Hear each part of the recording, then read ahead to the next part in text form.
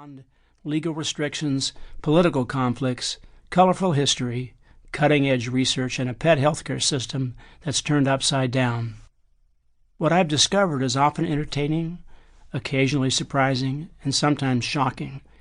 It's an insider's account of what no one saw coming 20 years ago, or could stop if they tried. Now, let's begin with a few stories about dogs and cats. March 14, 2019. The flight to Orlando, my third red-eye of the year, was delayed, but not without diversion. Besides the usual suspects tapping away on their iPhones and laptops, business travelers, Palm Beach dowagers, and families bound for Disney World, there was a new and decidedly more exotic passenger in the American Airlines Admirals Club that night.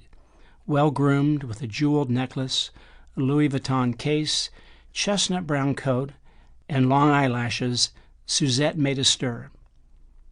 From time to time, she sampled a few candies proffered by her traveling companion, a woman in her 30s with a similarly understated fashion flair, took a sip of Tasmanian rain bottled water, then sat back and closed her eyes, waiting for the flight to board. 3 years old, this long-haired Chihuahua was accustomed to the comforts of business class.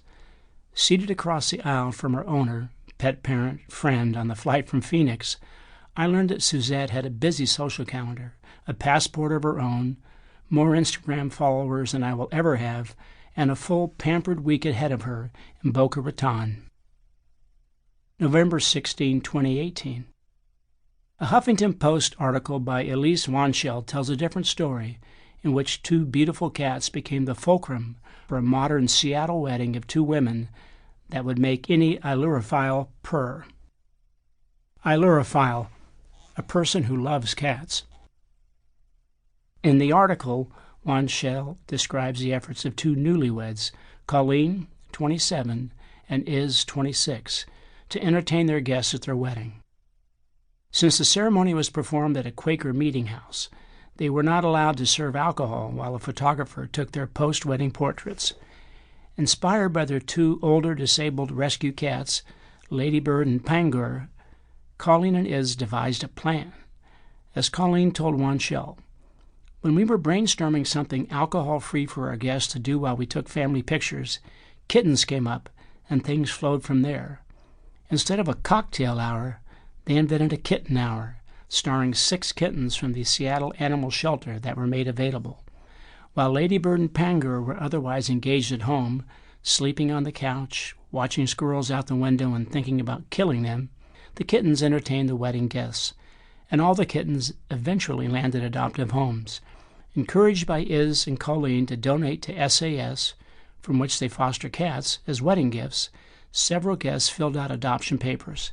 Perfect wedding toasts in the form of Ladybird and Pangur cocktails brightened the reception. Welcome to Pet Nation." What is Pet Nation?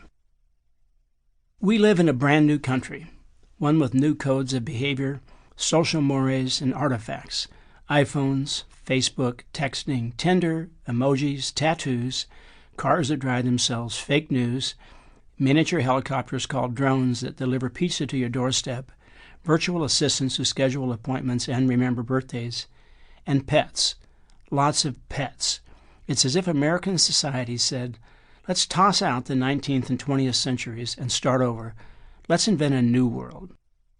Pet Nation is a country where 75% of our pets sleep on their owner's bed, and where millions of dogs and cats have their own social media accounts, receive birthday cards they cannot read, and wear expensive Halloween costumes only once.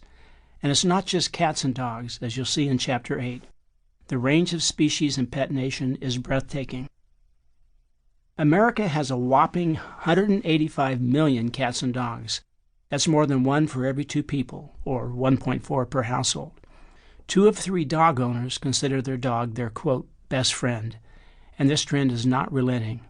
As more people acquire their first dog, 26% of existing dog owners have 2 dogs, 10% have 3 dogs, and 7% have 4 or more.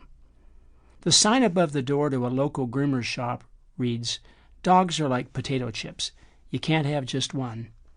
Today, 30% of millennials